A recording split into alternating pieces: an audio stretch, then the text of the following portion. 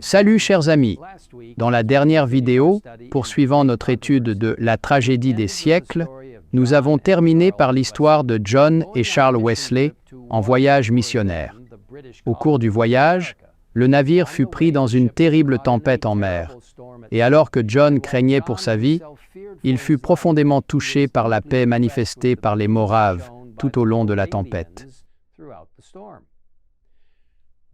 Pendant son séjour en Amérique, Wesley passa quelque temps avec les Moraves et fut profondément impressionné par leur foi et leur vie chrétienne. De retour en Angleterre, Wesley acquit une compréhension plus claire de la foi biblique. Dans La tragédie des siècles, nous lisons qu'il comprit que, pour obtenir le salut, il faut renoncer à ses propres œuvres et s'en remettre entièrement à l'agneau de Dieu qui ôte le péché du monde.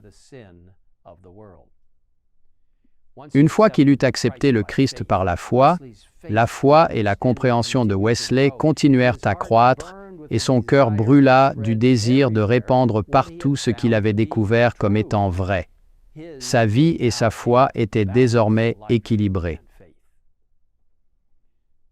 La grâce de Dieu en Jésus-Christ est le fondement des espérances du chrétien, écrit Ellen White, et cette grâce se manifeste par l'obéissance.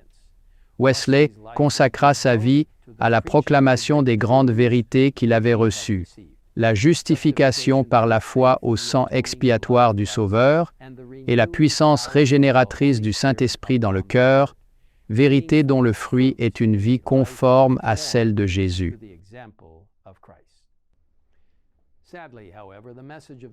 Malheureusement, le message de la justification et celui d'une vie transformée par la puissance du Saint-Esprit ne furent pas bien accueillis par beaucoup. Eux et les quelques autres qui sympathisaient avec eux étaient appelés avec mépris méthodistes par leurs camarades de classe. Ce nom, initialement prononcé avec mépris, devint cependant le nom de l'une des plus grandes confessions protestantes d'Angleterre et d'Amérique.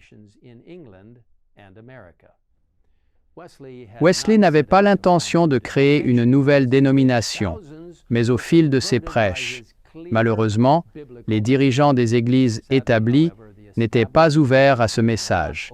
Des foules se soulevèrent contre les frères Wesley et, bien souvent, ils n'échappèrent à la mort que grâce à des miracles de la miséricorde de Dieu.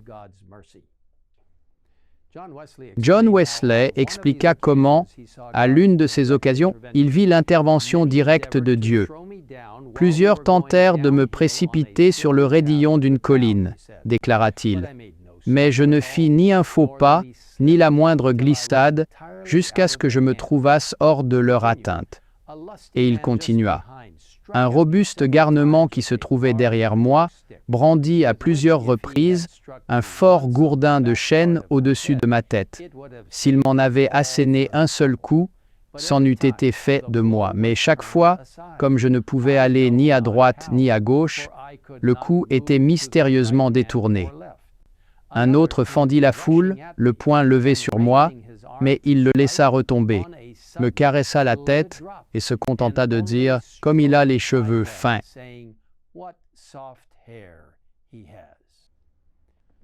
Non seulement les Wesley furent persécutés, mais leurs disciples furent également confrontés à la violence. Il n'était pas rare que la population allât de maison en maison, saccageant tout, s'emparant de ce qui lui convenait et maltraitant honteusement hommes, femmes et enfants. Parfois, les gens disposés à briser les fenêtres et à piller les maisons des méthodistes étaient convoqués par voie d'affiche et se donnaient rendez-vous. Cette persécution systématique était dirigée contre une classe de personnes dont le seul crime était de chercher à détourner les pécheurs du sentier de la perdition et à les faire entrer dans celui de la sainteté. Tout au long de l'histoire, nous avons vu que, bien que les disciples de Dieu aient souvent été persécutés, sa vérité continue d'avancer. Pendant plus de 50 ans, John Wesley continua à accomplir fidèlement le travail que Dieu lui avait confié, prêchant l'évangile de la grâce de Dieu et glorifiant sa loi. À la fin de sa longue vie, à l'âge de 87 ans, ses disciples étaient plus d'un demi-million. En Éphésiens 4, 1, 2, nous lisons « Je vous demande donc instamment de vous conduire d'une manière digne de l'appel qui vous a été adressé.